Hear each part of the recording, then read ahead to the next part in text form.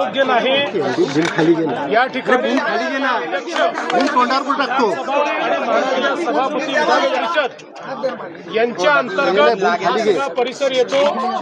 त्यामुळे माननीय अध्यक्षांनी आणि सभापती बूम खाली घे आणि या संदर्भात जी काही कडक कारवाई आहे ती कडक कारवाई माननीय अध्यक्षांनी करावी अशा प्रकारची विनंती मी त्यांच्याकडे केलेली आहे।